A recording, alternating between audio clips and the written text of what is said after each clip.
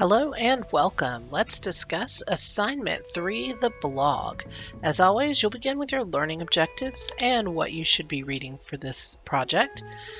Your resources area I want to draw special attention to this time because it has some great videos about how blogs came to be so big. It has lots of different resources on how to start a blog. Please keep in mind you don't need to actually start one somewhere. And then it also has several sample blogs for you to look at. Note that this last one, Indexed, is really neat. It has things that are explained using charts and graphs, but for the scope of this assignment, it's not going to be appropriate for you to mimic, though you may mimic any of these others. One thing I want to caution you about on this particular project is that I often see students who will set this up and make it look like an essay on the page. This is not an essay. It should not be Times New Roman, double-spaced with a header and so forth. I want you to use your page as if it is a computer screen and I am looking at a blog online. We'll talk more about that when we get to the actual assignment expectations. As always, I have some work samples here for you from previous students. Let's jump into those expectations now. You're going to review Chapter 8, go through the information in this unit, including those background videos, and then I want you to find an existing blog that you like, something that interests you.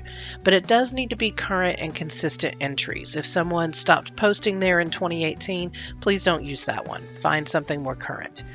It can be anything you're interested in. Cars, comics, video games, houses, architecture. I mean, anything that you like, you can find a blog about it and you will be mimicking that style. So when you have looked over this blog and you've noted how it's styled and formatted, you will imagine that you are either the main author or a guest writer, and you're going to write 3 different posts for that blog. So you need to create your own posts complete with the images and formatting just like you would want it to appear on the website. Treat that page as if it is the screen. You don't actually have to post to a blog anywhere, but you can create the page in a word processing document or whatever program you like to make it look like I'm looking at it online. You need to make sure that you're including a title for each of your different 3 posts, something engaging to attract your readers. Don't call it post 1, post 2, post 3. Make sure that you format it just like you want it to appear on the site, not MLA, not APA, not double-spaced. Again, this is not an essay. You need to have each post with at least 200, but no more than 400 words. Keep it brief, keep it simple, keep it focused. And then you want to include at least 3 images overall in your process. Now, again, this is a situation where that's the minimum, but most likely you're going to want to include more than that. You can do it with 1 main image per post, or you can break it up differently. It's completely up to you how you manage that, as long as you have 3 total images. Keep in mind that any images that you don't find under free use have to have a caption. I'd like that in an 8-point font, right aligned under the image, photo courtesy, and just put the link. If you need to use a link shortener because it's super long, that's fine too. If you use your own original photos, then put photo courtesy, your first initial and last name, so that I know that it's your original photo that you took. Make sure that you consider your audience on your blog. If you are writing a blog for medical students, you may speak at a different level than if you were writing it for, say, soccer moms.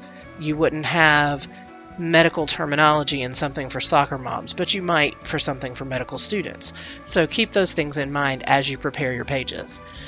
Keep in mind, too, that each separate post that you make for the blog should be on its own page so that it's not like one ends and the next begins in the middle of the page. This does not have to have research and any sources other than your photo attribution, but if you would like to pull in some research to help support your points, that's fine. Just make sure that you use the style that is consistent across each one whenever you're citing those sources. Keep in mind too that as you are preparing this is a great place for you to have some fun, be a little funny, have a little flexibility. One of the blogs that I give you as a sample is a satire site called The Onion. If you've never heard of it, it's great. You can absolutely mimic those styles, but again, there are several here to look at, or you can choose one of your own. And if you have any questions, as always, just let me know. I'll be happy to help in any way that I can, and good luck.